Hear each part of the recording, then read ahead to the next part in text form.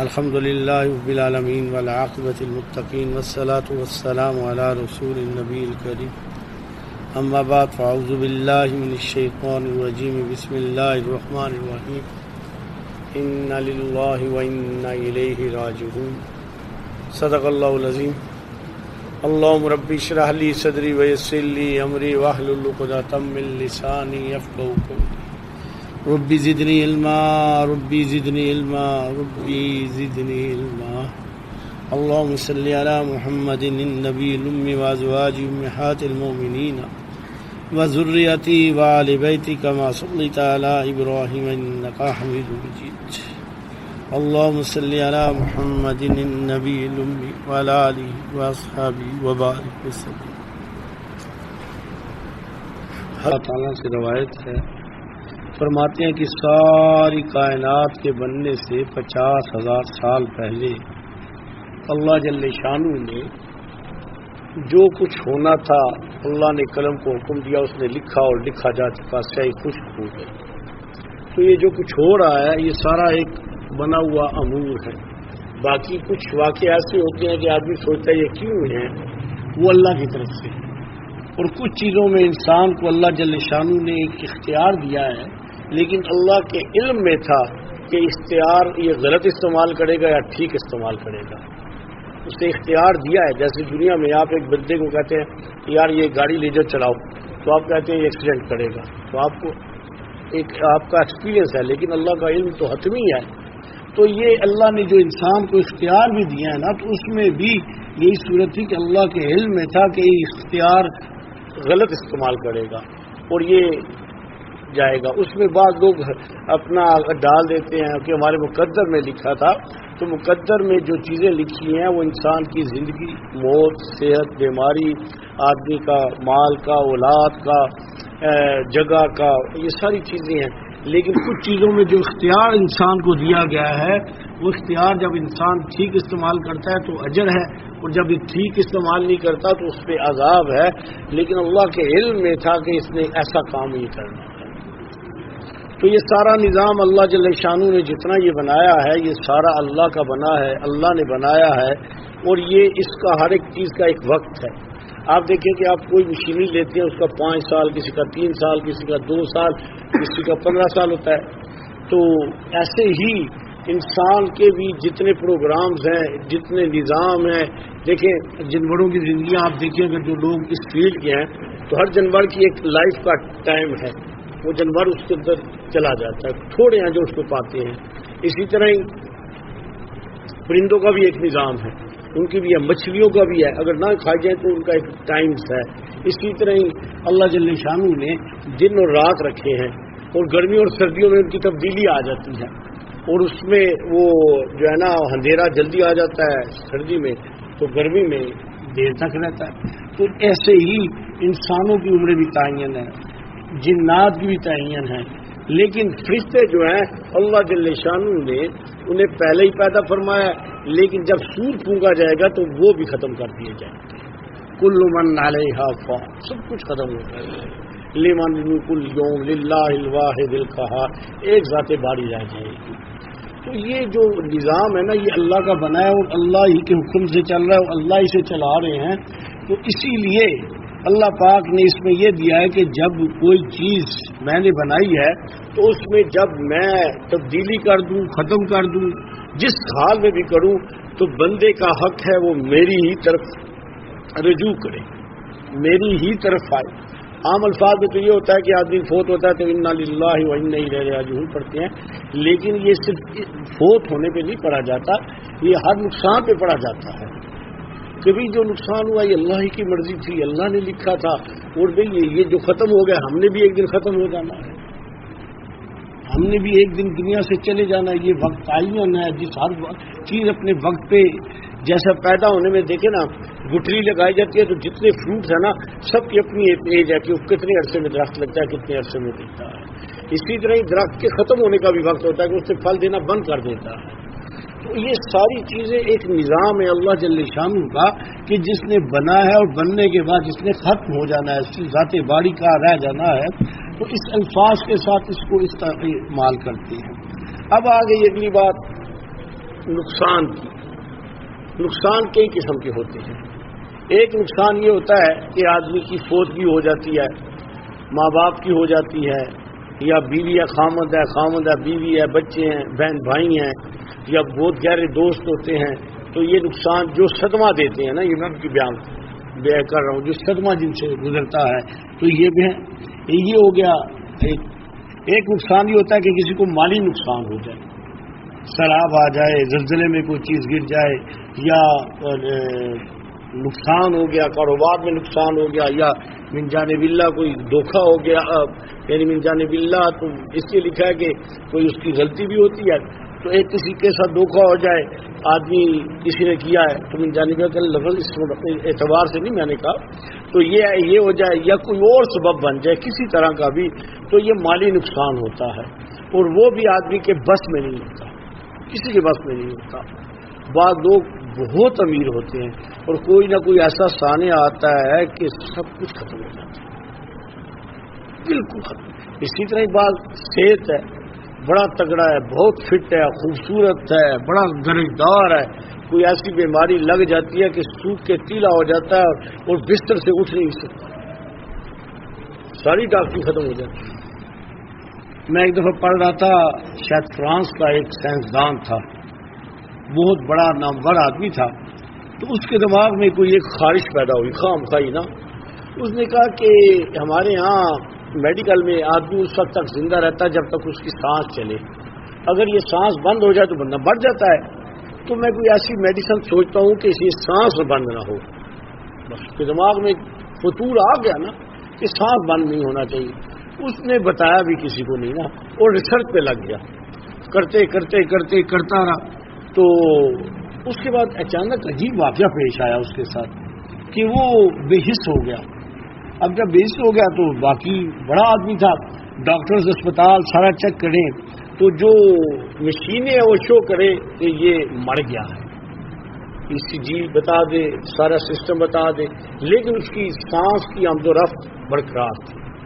انہیں سمجھ نہ آئی نا، سب نے میٹنگ بھی کی، انہوں نے کہا اس طرح کرتے ہیں، اس کو سرد خانے میں ڈالتے ہیں، مردہ خانے میں نا جہاں وہ ٹھنڈ سی ہوتی ہے اس میں ڈال دیتے ہیں، اور اس کو روزانہ کے اعتبار سے چیک کیا جاتا ہے۔ ایسا ہی ہے، 1 مہینہ 2 مہینے 6 مہینے، ان کو سمجھ کچھ نہ آئے، بڑے پریشان، یار یہ عجیب و غریب قسم کا واقعہ پیش آیا ہے، تقریباً 1.5 سال گزر گیا۔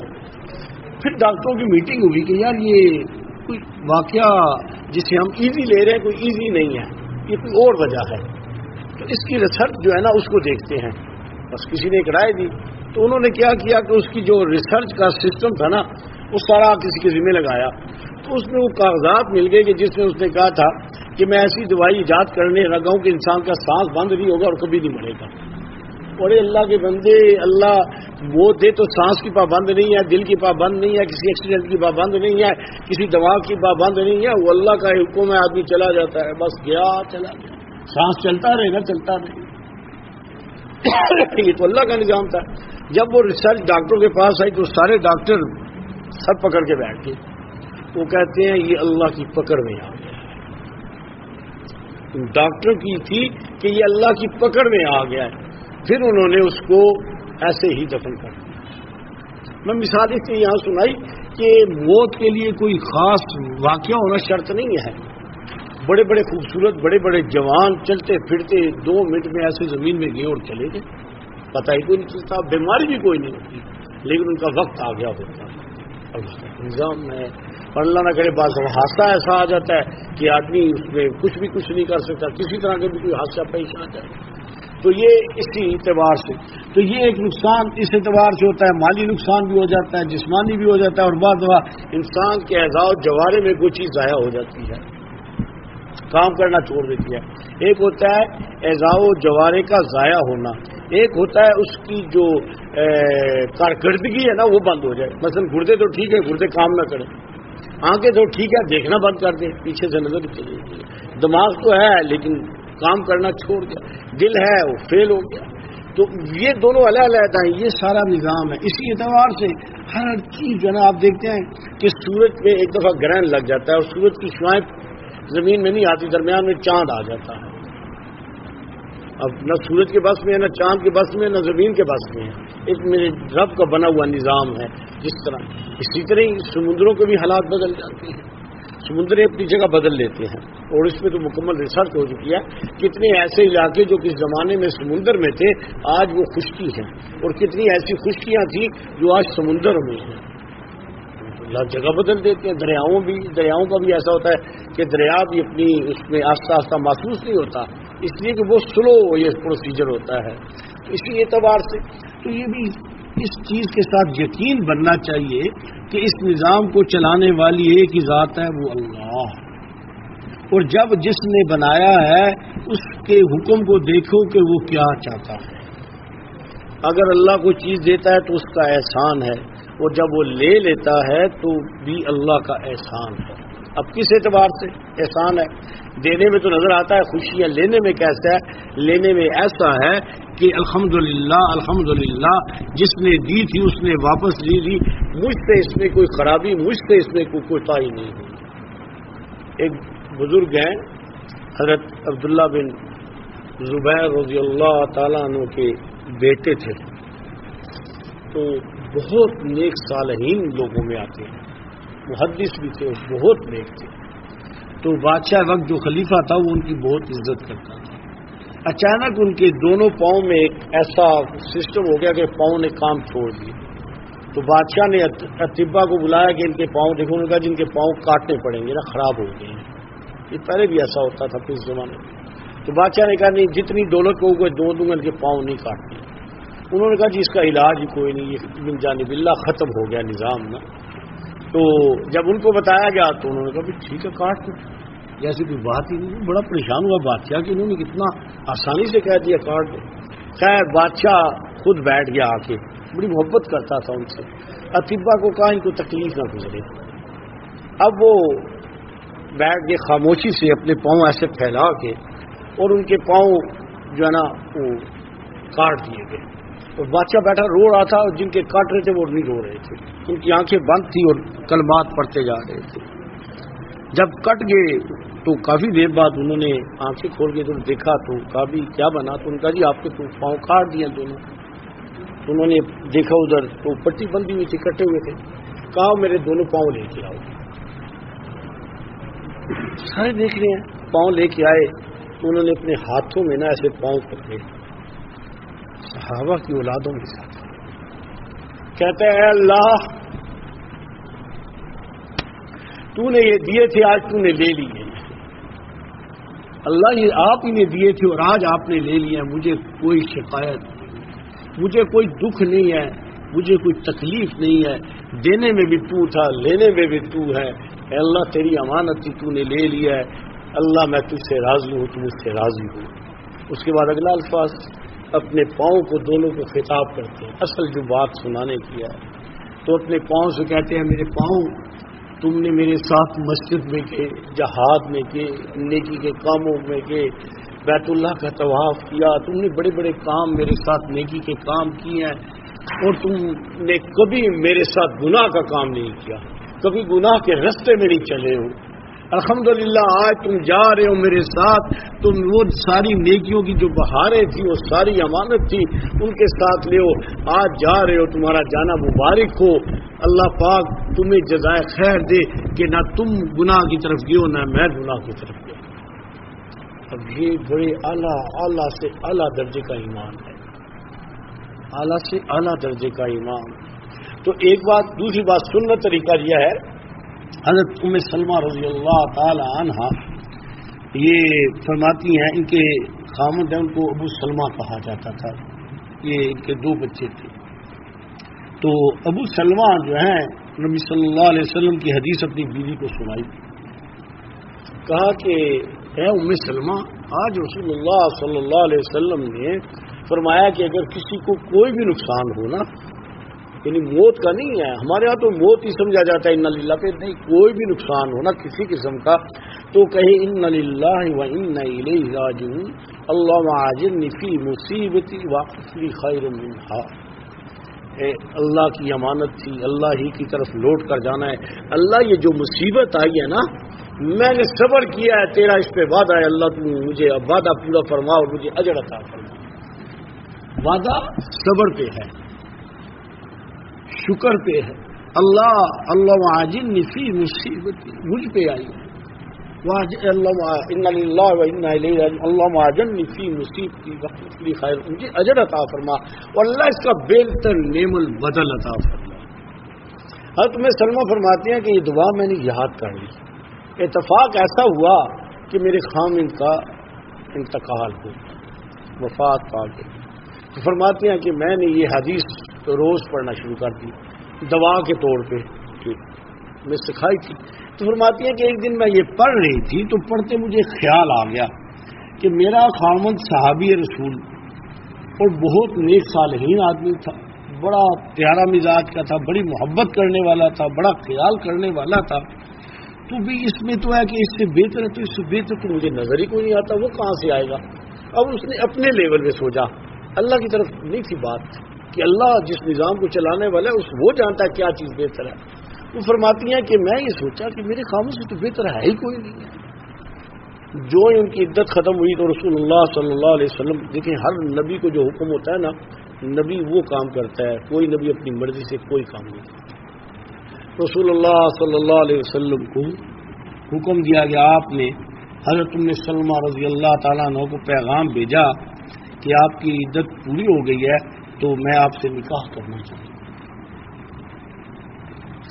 خیر نکاح ہو گیا، تو اس میں محدثین لکھتے ہیں کہ اس دعا کی برکت ہوئی کہ وہاں ایک اس کی صحابی کی بیوی تھی، یہاں رسول اللہ کی بیوی بن کے امت کی ماں بن گئی۔ تو بھئی نقصان نفع دینے والا اللہ مومن کو کبھی کسی جگہ بھی خسارہ نہیں ہے۔ اس کو ایک ٹھڈا لگا ہے نا، جھٹکا لگا ہے، تو وہ اس کے گناہ معاف ہو جاتے ہیں، اسے تکلیف ہوتی ہے اس کے گناہ معاف ہو جاتے ہیں، اسے بیماری آتی ہے اس کے گناہ معاف ہو جاتے ہیں، اسے صدمہ آتا ہے اس کے گناہ معاف ہو جاتے ہیں۔ اور بعض دفعہ حضرت شیخ عبد القادر جیلانی رحمۃ اللہ علیہ نے تو ایک بڑی عجیب بات لکھی ہے ایک جگہ اپنے ان کے اس میں فرماتے ہیں کہ بعض دفعہ آدمی رزق حلال کمانے کے لیے نکلتا ہے تو بڑی تکلیفیں اٹھاتا ہے، اسے بڑی پریشانیاں آتی ہیں اور بعض تکلیفیں، تو اس سے بعض اس کے وہ گناہ بھی معاف ہو جاتے ہیں جو بغیر توبہ کے معاف نہیں ہوتے۔ وہ اس محنت، اس تکلیف، اس پریشانی کی وجہ سے اللہ اس کے گناہوں کو معاف فرما دیتا ہے۔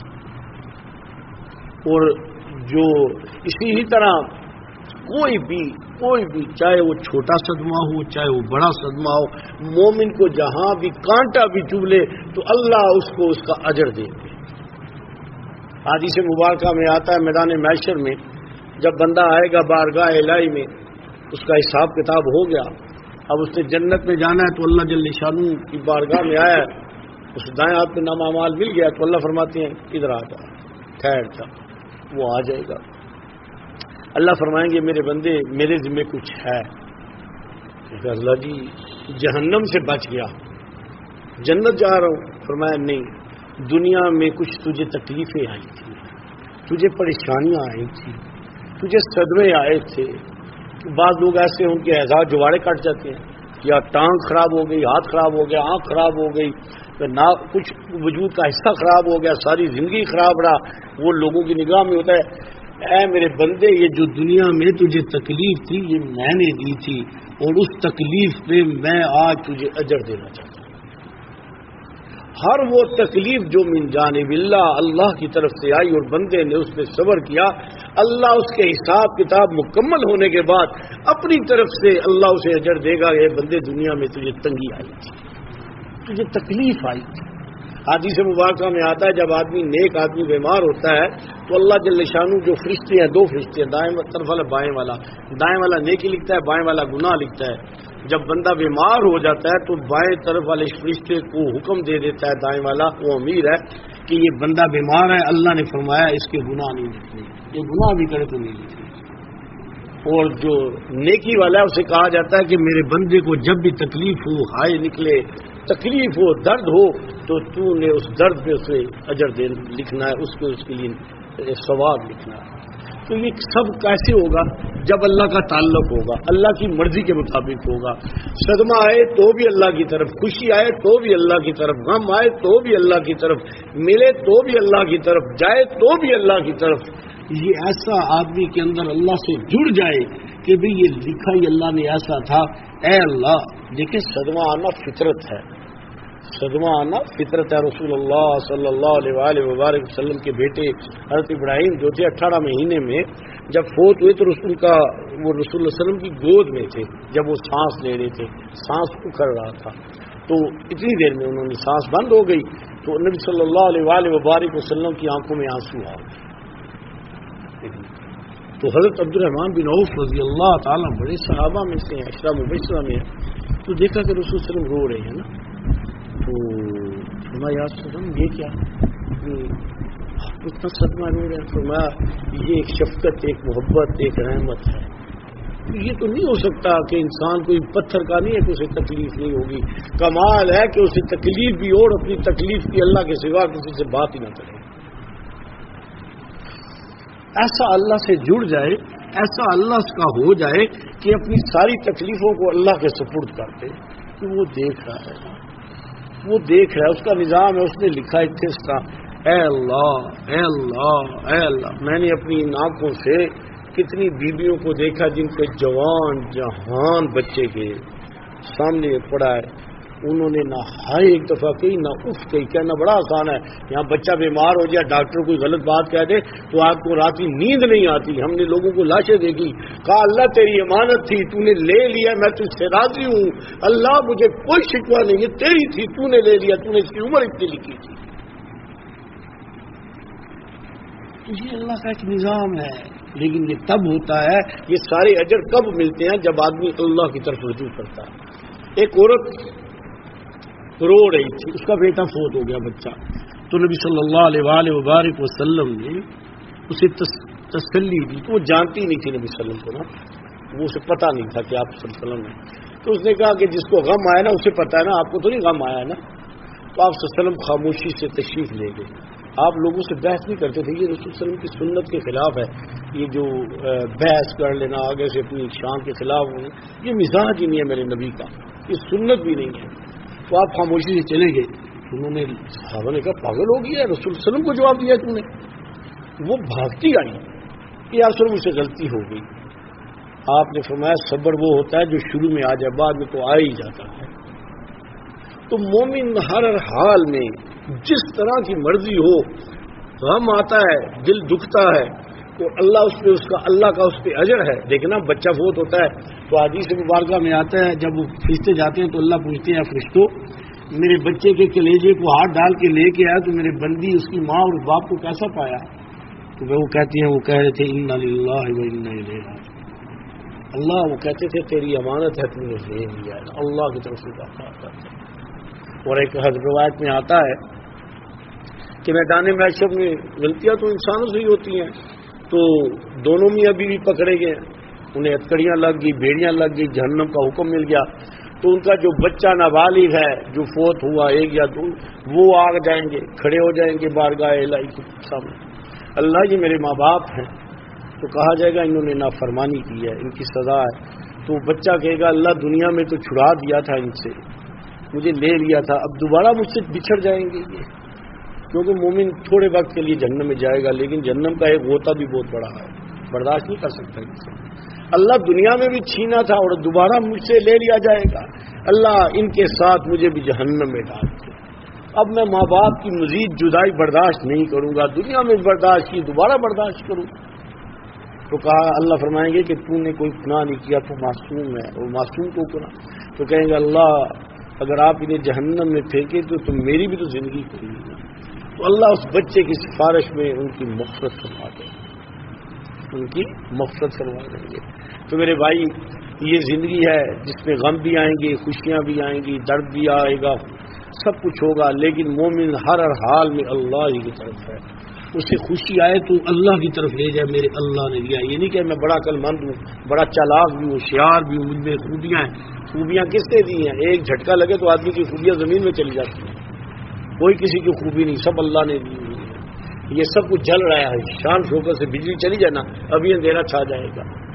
اللہ اپنی مدد لے لے تو دماغ بھی کام نہیں کرتے، الٹے کام کرتے ہیں دماغ پہ، سیدھے بھی نہیں کرتے. اس اعتبار سے کہ خوشی ہو غم ہو، مومن ہر حال میں اللہ ہی کی طرف رجوع کرتا ہے، شکر کرتا ہے، اور اگر غم آتا ہے تو صبر کرتا ہے اور اللہ ہی کی طرف رجوع کرتا ہے. اللہ پاک ہم سب کو بچائے. اس حال میں حدیث مبارکہ میں آتا ہے رسول اللہ صلی اللہ علیہ وسلم فرمایا کہ اللہ سے نہ کبھی بھی اللہ سے کوئی آزمائش نہ مانگو، تکلیف نہ مانگو، مشکل نہ مانگو اللہ سے، بلکہ حدیث مبارکہ میں نبی صلی اللہ علیہ وسلم فرمایا کہ اللہ سے عافیت مانگا کرو. علماء نے لکھا ہے عافیت میں صحت بھی آ جاتی ہے، اولاد بھی آ جاتی ہے، مال بھی آ جاتا ہے، ساری چیزیں آ جاتی ہے. اللہ ان سب کی حفاظت فرمائے. تو عافیت اللہ سے مانگے تو بھی اللہ جل شانہ ہمیں ہر معاملے میں اللہ ہی کی طرف رجوع کرنے والا بنائے. دوسری گزارش کہ یہ جو ہمارا اپنا عقیدہ ایمان بن جاتا ہے یہ ہماری ذات تک نہ رہے، ہماری بیوی اور بچوں میں منتقل ہو. عورتوں کے عقائد بھی اکثر خراب ہوتے ہیں اور کمزور بھی ہوتے ہیں اور ہائے وائے اور بعض بہت شدید غلطیاں اور بعض ایسے بھی الفاظ استعمال کرتے ہیں کہ انسان کافر ہو جاتا ہے. علماء نے کتابیں لکھی ہیں کہ کون سے الفاظ ہیں جو استعمال کرنے سے آدمی کی ساری زندگی کی نمازیں حج بھی ختم ہو جاتا ہے. ایسے بھی بعض الفاظ استعمال کیے جاتے ہیں اور وہ اتنے خطرناک ہوتے ہیں. تو بھئی یہ سکھایا نہیں جاتا نہ سکھانے کی وجہ سے آدمی خود تو سیکھتا رہتا ہے لیکن آگے بتاتا ہی نہیں ہے. اس طرح ہی جب ماں کو نہیں پتا تو بچوں کی تربیت کیا کرے گی، بچوں کو کیا سکھائے گی؟ وہ بچوں کو تو وہی سکھائے گی جو اسے آتا ہے.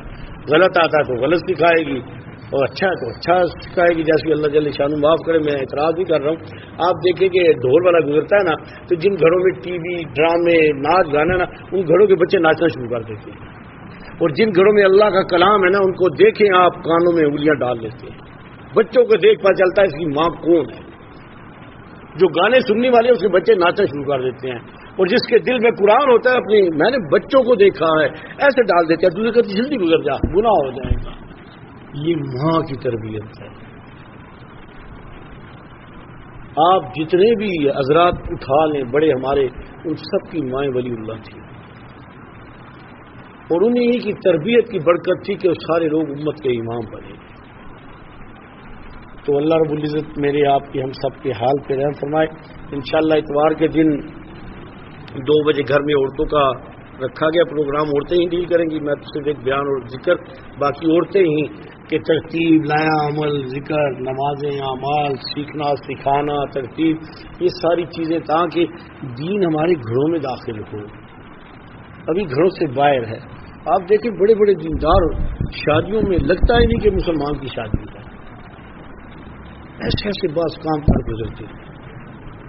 تو بھئی پتہ تو چلے ہر حال میں کہ یہ رسول اللہ کا غلام ہے، پتہ چل جائے کہ اس کو رسول اللہ سے محبت ہے. یہ کسی کی ناراضگی نہیں دیکھتا، یہ اللہ اور اللہ کے رسول کی ناراضگی کو دیکھتا. یہ تب ہوگا جب تربیت کی جائے گی، جب اہمیت بتائی جائے گی. اللہ ہمیں اس کی توفیق عطا فرمائے. تو بھئی آپ لوگ اپنی فیملیز کے بھی اعتبار سے انہیں بھی لائیں سکھائیں اپنے رشتے داروں کو. دیکھیں اگر کوئی کہے جی مقناطیس 100 دفعہ بھی کہے تو کچھ نہیں ہوگا، لیکن لوہے کو مقناطیس کے پاس لائیں گے وہ مقناطیس بن جائے گا. یہ چیزیں ماحول سے آتی ہیں، یہ کیفیات ماحول سے آتی ہیں. آدمی اندر ٹھٹھڑا رہا ہے، باہر سورج کے سامنے آئے تو اس کا ساری ٹھٹھڑاہٹ ختم ہو جائے گی، اس کے وجود میں ہیٹ آ جائے گی. ایک آدمی طوفان میں گرا ہے، آندھی آ رہی ہے تو کسی چھت کے نیچے آ جائے گا، اسے امن آ جائے گا. آج ہم دین پہ بھی چلنا چاہتے ہیں، اپنے ماحول کو بھی نہیں چھوڑنا چاہتے. یہ سب سے بڑا پرابلم ہے، سب سے بڑا پرابلم ہے. دین پہ چلنا چاہتے ہیں لیکن ماحول نہیں چھوڑنا چاہتے. اگر خاندان میں گندے رواج ہیں غلط رواج ہیں تو بھی اپنائیں گے، لیکن دین پہ بھی چلنا ہے. کیسے اپنائیں گے، کیسے چلیں گے؟ ایسا تو ہو نہیں سکتا. دودھ کے اندر پانی ڈالو تو وہ دودھ تو نہیں رہتا. تو اللہ پاک ہمیں توفیق دے. جی بس میری گزارش ہے کہ ہمیں ہر حال میں ہر وقت میں اللہ کا فرمانبردار رسول اللہ صلی اللہ علیہ وآلہ وبارک وسلم کا فرمانبردار بننے کی کوشش کرنی چاہیے. آپ یقین مانیں ذرا سا اللہ سے تعلق بنانا شروع، جو ہی غم آئے 2 رکعت لے مسلح پہ کھڑے ہو جائیں. آپ دیکھیں اس 2 رکعت کے دوران جو اجر ہے وہ تو گنا ہی نہیں جا سکتا، لیکن اللہ آپ کے دل میں وہ سکون، وہ محبت، وہ امن پیدا کر دے گا. مجھے بچہ ابو بکر ہے، جب اس کی شہادت کی تو میں ادھر تھا، تو ایک بندہ آیا میرے پاس، تو اس نے کہا شبرغان افغانستان سے خط آیا ہے، مجھے ذرا آپ خط پڑھ لینا. اس نے خط مجھے پکڑا دیا اس کا. تو اس بندے نے اسے کہا تھا کہ زاہد صاحب کو میرا سلام دینا، اور انہوں نے کہنا کہ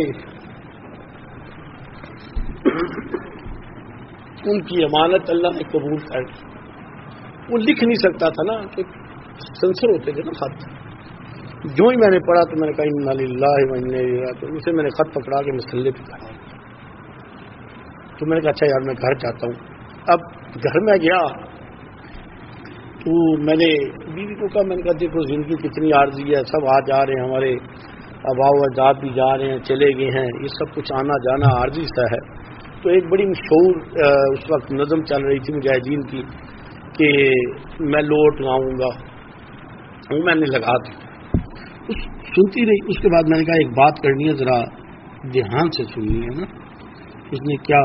میں نے کہا اللہ نے ہمیں بیٹا دیا تھا، بڑا نیک تھا، صالح تھا، 6.5 سال کا تھا جب اہل سے تہجد شروع کرائے تھے، اور دنیا سے جاتے وقت اس کی روٹین وہی تھی. تو میں نے کہا اللہ نے وہ واپس لے لیا، اللہ نے بلا لیا ہے، تو وہ شہید ہو گیا. جب بات یہ میں نے کہی تو وہ اسے پہلے سمجھ نہیں آئی نا. کہتی کون ابو بکر؟ میں نے کہا ہمارا بیٹا ابو بکر. وہ تھوڑی سی ڈسٹرب ہوئی. تو میں نے کہا اس طرح کرو، یہ مسئلہ ہے، جو کچھ بات کرنی ہے اللہ سے بات کرو، 2 نفل پڑھ لو، بس ختم. ہم اس سے آگے کچھ نہیں کر سکتے. ہم مسئلے پہ کھڑی ہو گئی. 2 نفل کتنی دیر میں پڑھے، جو بھی پڑھے، دعا کیے، اللہ ہی کو سنانا تھا. تو الحمدللہ الحمدللہ اللہ کا ایک نظام تھا، اللہ کا ایک نظام تھا. اللہ نے دیا تھا، اس کی عمر اتنی دی تھی. اگر میں یہ کوئی کہتا بیٹا نہیں تو اس کی تو عمر بھی، اس کی جگہ بھی تعین تھی، اس نے وہاں سے آیا. حدیث میں آتا ہے کہ جھڑ سے جتنا دور فوت ہوتا ہے اس کا اللہ پاک اتنی ہی قبر کو وسیع فرما دیتا ہے. تو بھائی اللہ سے سیکھیں. ماں باپ بھی گئے الحمدللہ. میں والد صاحب کا معاملے میں بڑا پریشان رہتا تھا، بہت روتا تھا، اللہ خیر کرے ان کے حالات. تو جب وہ فوت ہوئے تو الحمدللہ انہوں نے پہلے دروشی پڑھا، فوت ہوئے. میں نے سب سے پہلے شکرانے کے 2 نفل پڑھے. اللہ تیرا شکر ہے کہ دنیا سے جاتے کوئی دنیا کی بات، وہ کیا بنا، یہ کیا ہوگا، وہ کون کرے گا، کچھ نہیں کہا. رسول اللہ پہ دروشی بھیجا اور دنیا نے. اور اپنی امی کو تو الحمدللہ الحمدللہ ثم الحمدللہ میں نے کلمہ پڑھایا. انہوں نے کلمہ پڑھا اور بس میں خاموش ہو گیا، ان کی آنکھیں بند ہو گئی. صدمہ تھا، کس کو ہی صدمہ ہوتا. میں جانتا ہوں جب والدین گئے تو ایسے لگتا تھا کہ سارے زمانے کے دودھ میرے گھر میں آ گئی. لیکن اللہ کا یہ شکر ہے کہ ان کی آخرت برباد نہیں ہوئی، ان کی قبر برباد نہیں ہوئی، ان کی نیکیاں ضائع نہیں گئیں. الحمدللہ وہ اپنے ٹھکانے پہ لگ گئے. اور آج بھی ٹوٹے پھوٹے اعمال جو ہیں وہ دعائیں ان کے لیے ہم بھی کرتے ہیں، اولادیں بھی کرتی ہیں. تو یہ ساری بہاریں تب ہوتی ہیں کہ خاتمہ ایمان پہ ہو. اللہ ہم سب کا خاتمہ ایمان پہ ہو. چلیں جی.